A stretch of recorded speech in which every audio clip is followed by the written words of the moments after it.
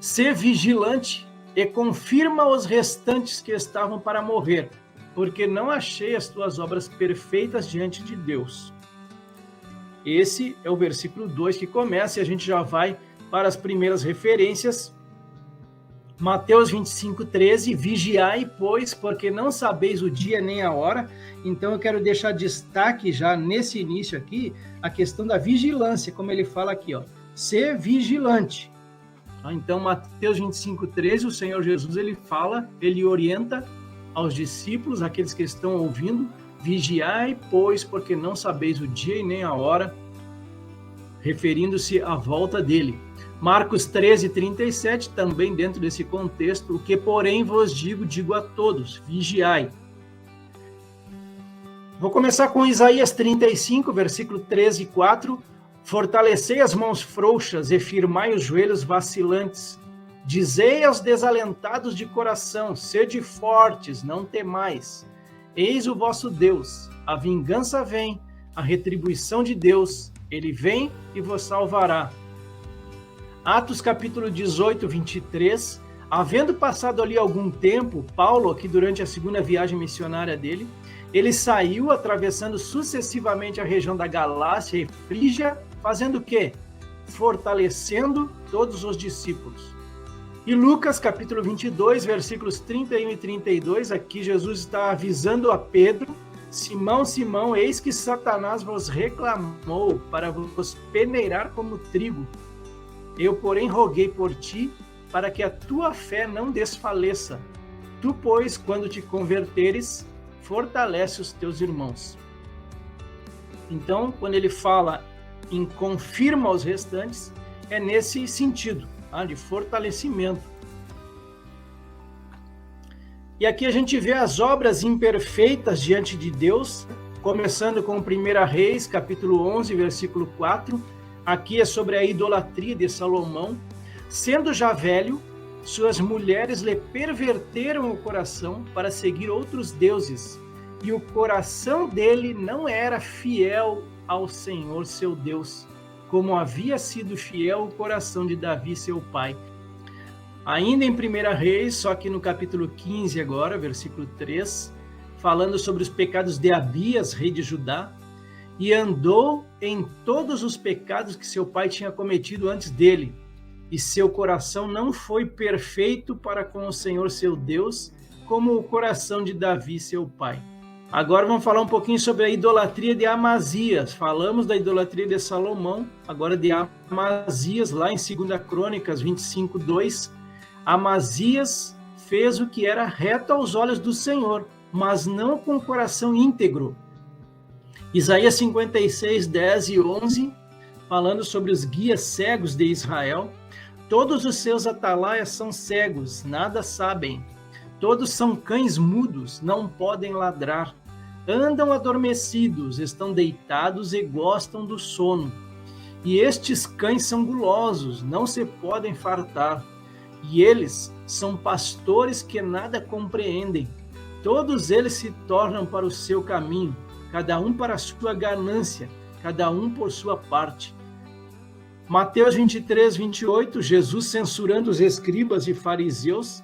Assim também vocês, por fora, parecem justos aos olhos dos outros, mas por dentro estão cheios de hipocrisia e de maldade. Ainda falando sobre obras imperfeitas diante de Deus. Mas de quem tiveste receio ou temor para que mentisses e não te lembrasses de mim, nem de mim te importasses? Não é acaso porque me calo, e isso desde muito tempo, e não me temes? Eu publicarei essa justiça tua, e quanto às tuas obras, elas não te aproveitarão, quando clamares, a tua coleção de ídolos que te livre, levá-los ao vento, um assopro os arrebatará todos, mas o que confia em mim, herdará a terra e possuirá o meu santo monte. Ezequiel capítulo 34, do 8 ao 10, falando sobre os pastores infiéis de Israel. Tão certo como eu vivo, diz o Senhor Deus, visto que as minhas ovelhas foram entregues à rapina e se tornaram pasto para todas as feras do campo, por não haver pastor, e que os meus pastores não procuram as minhas ovelhas, pois se apacentam a si mesmos e não apacentam as minhas ovelhas. Portanto, ó pastores, ouvi a palavra do Senhor. Assim diz o Senhor Deus: eis que eu estou contra os pastores, e deles demandarei as minhas ovelhas. Porei termo no seu pastoreio, e não se apacentarão mais a si mesmos. Livrarei as minhas ovelhas da sua boca, para que já não lhes sirvam de pastos. Então a gente finaliza o versículo 2, que ele diz: ser vigilante e confirma os restantes que estavam para morrer, porque não achei as tuas obras perfeitas diante de Deus. A gente falou bastante sobre isso aí, sobre as obras imperfeitas diante de Deus, até para a gente fazer uma análise sobre o que seria esse versículo 2 aí. A gente não sabe exatamente que tipo de obras ali estavam sendo feitas diante de Deus, mas a gente pode conjecturar e aproveitar essas referências aí para fazer, como eu falei anteriormente, a nossa análise. Vamos para o versículo 3 agora, Apocalipse 3:3. Lembra-te, pois, do que tens recebido e ouvido, e guarda-o e arrepende-te. E se não vigiares, virei sobre ti como um ladrão, e não saberás a que hora sobre ti virei. Falando então sobre a exortação à vigilância, Lucas capítulo 12, versículos 39 e 40. Porém, considerem isto: se o pai de família soubesse a que hora viria o ladrão, não deixaria que a sua casa fosse arrombada. Estejam também vocês preparados, porque o Filho do Homem virá a hora em que vocês menos esperam. Ainda que seja dentro de um contexto da grande tribulação, esse texto aqui, a gente pode trazer muito bem para a nossa realidade. Nós não sabemos a que hora a igreja será arrebatada. Se antes da grande tribulação, se no meio da grande tribulação ou no final dela. Mas nós temos que estar vigilantes, preparados para isso. Apocalipse 16:15, um spoiler aqui. Eis que venho como vem o ladrão. Bem-aventurado aquele que vigia e guarda as suas vestes, para que não ande nu e não se veja a sua vergonha. E a gente parte para o versículo 4, Apocalipse 3:4. Tem, contudo, em Sardes umas poucas pessoas que não contaminaram as suas vestiduras e andarão de branco junto comigo, pois são dignas.